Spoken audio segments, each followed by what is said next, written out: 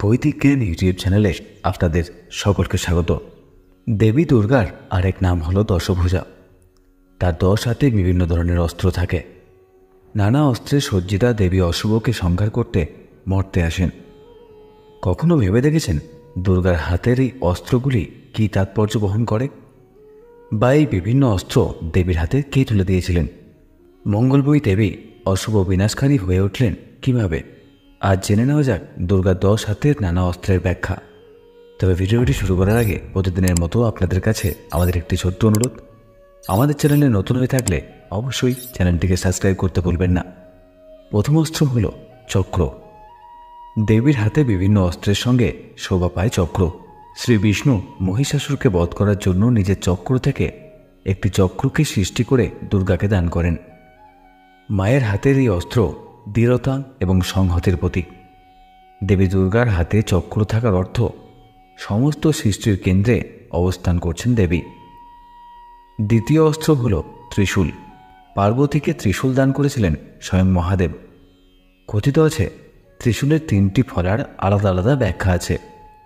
মানুষের 3টি গুণ অর্থাৎ সত, তম ও রজর প্রতীক ত্রিশূলের 3টি ফলা।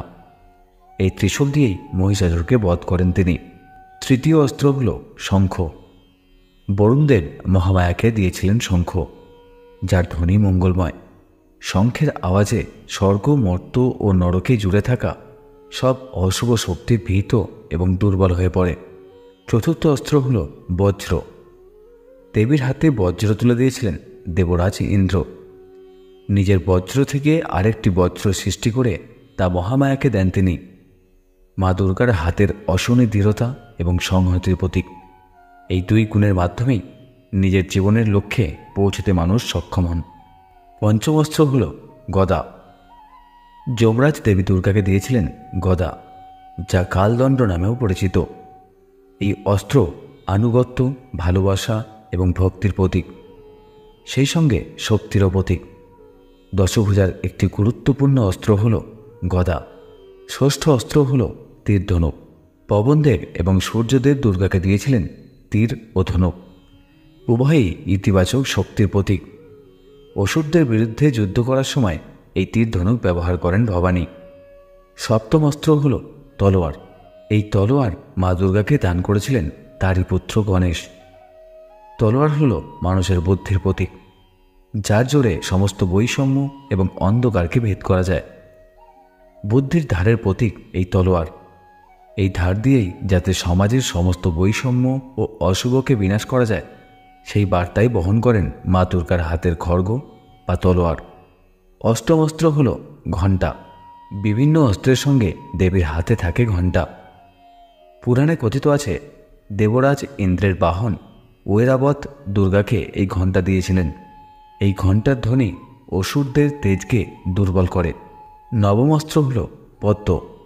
দশভুজা দেবীর হাতে ব্রহ্মা তুলে দেন পদ্ম। পদ্ম পাকে জন্মালেও কলঙ্কহীন। দেবীর আশীর্বাদে অন্ধকার কেটে আলোর সঞ্চার হয়। শুভ শক্তির বার্তা নিয়ে আসে এই পদ্মফুল। এবং দশম ও শেষ অস্ত্র হল সাপ। শেষনাগ দেবী দুর্গাকে দিয়েছিলেন নাগপাশ। এই নাগপাশ হল শুদ্ধ চেতনার প্রতীক। এই ছিল মা দুর্গার 10 হাতের 10 অস্ত্রের বিবরণ। আজ এ পর্যন্তই। যদি ভিডিওটি আপনাদের ভালো লেগে থাকে তাহলে অবশ্যই চ্যানেলটিকে সাবস্ক্রাইব করে দেবেন এবং লাইক, শেয়ার ও কমেন্ট করে আমাদের জানাতে ভুলবেন না আমাদের ভিডিও আপনাদের কেমন লাগছে। ধন্যবাদ।